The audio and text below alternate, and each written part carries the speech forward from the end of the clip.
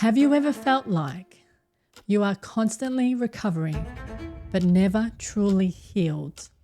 What if the pressure to bounce back is actually breaking them down? Those are the kids we worry about the most, because quite often they aren't bouncing back. They are emotional bypassing. They are shoving the disappointment, the grief, and the stress into a box and sitting on the lid. Suck it up, princess. Don't let them see you cry. What doesn't kill you will only make you stronger. You cannot heal from a fall if you don't stay on the ground long enough to check for broken bones. We have a 25-year-old life coach on the internet telling 15-year-olds that they need to wake up at 4 a.m. and take an ice bath to build resilience. Can we stop, please? They don't need an ice bath. They're 15. They need a sleep. They need a hug. They say, "I'm sorry, miss. I'm just being dramatic. Don't worry, I'll get over it. It's fine." And you know what? That breaks my heart. Real resilience isn't about suppressing the fall. It's about surviving the landing. A rubber band that is constantly stretched will eventually snap. A rubber band that is allowed to relax, however, will keep its elasticity a lot longer. Let's teach our kids to be elastic and not rigid. Hello and welcome back to Talking Teens Official. I'm Narelle and thank you for joining me again and for your listening ears. Today I want to start with a question that might feel a little bit uncomfortable. Have you ever felt like you are constantly recovering but never truly healed? Like you are strong on the outside, holding it all together, but quietly crumbling on the inside. We praise this. We call it resilience. We call it bouncing back. We tell our kids, get back up on that horse, suck it up, be tough, you'll be fine. And on the surface, that sounds like great advice. But today, I want to ask a dangerous question.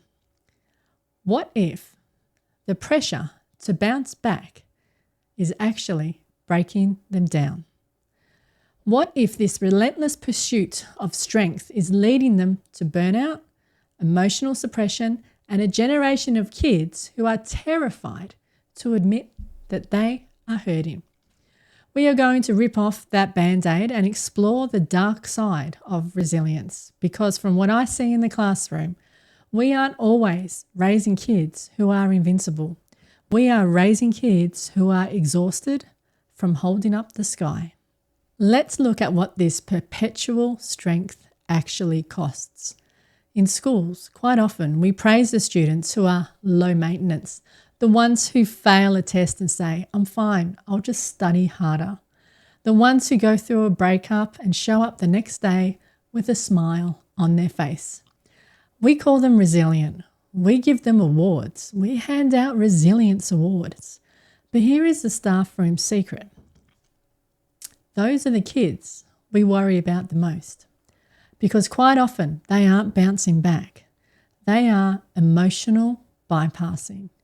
They are shoving the disappointment, the grief, and the stress into a box and sitting on the lid.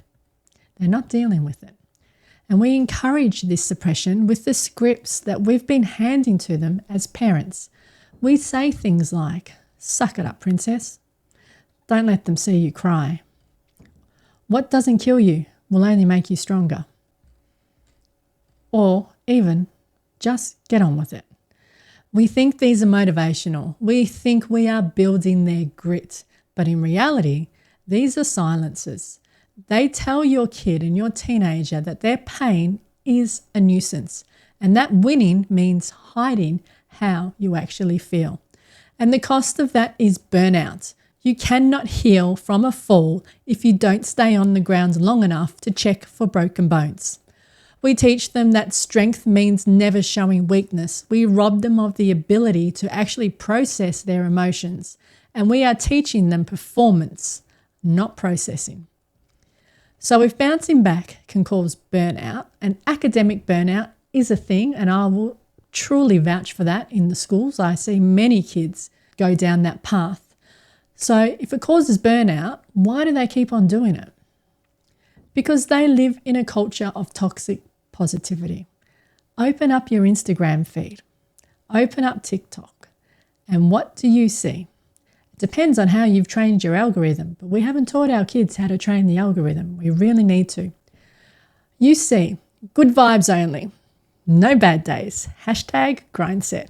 We have a 25-year-old life coach on the internet telling 15-year-olds that they need to wake up at 4 a.m. and take an ice bath to build resilience.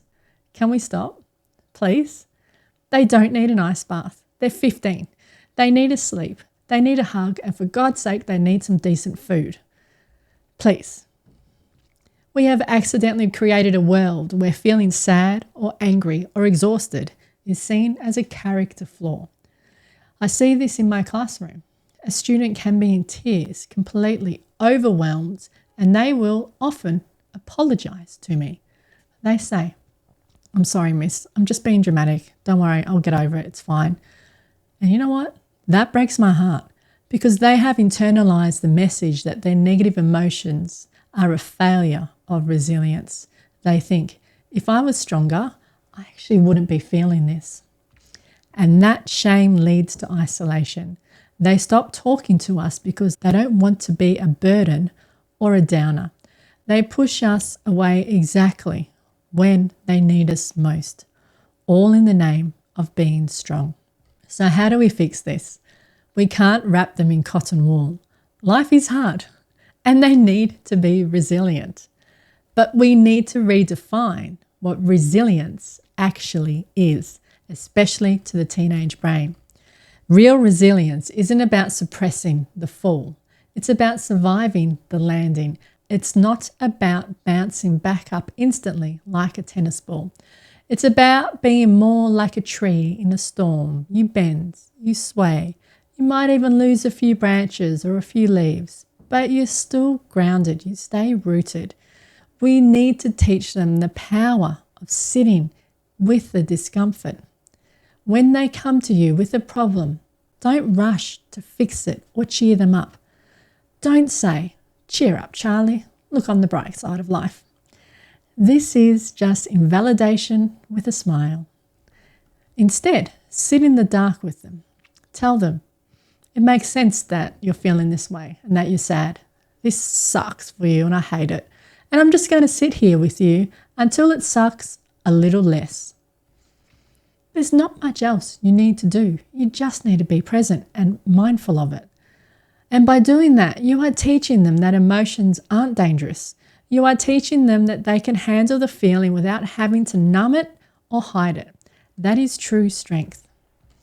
Finally, we need to talk about the one thing resilient people actually do.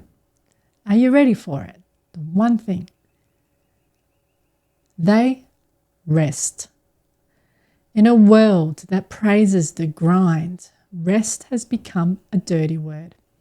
Teenagers think rest is a reward you get after you have burnt out.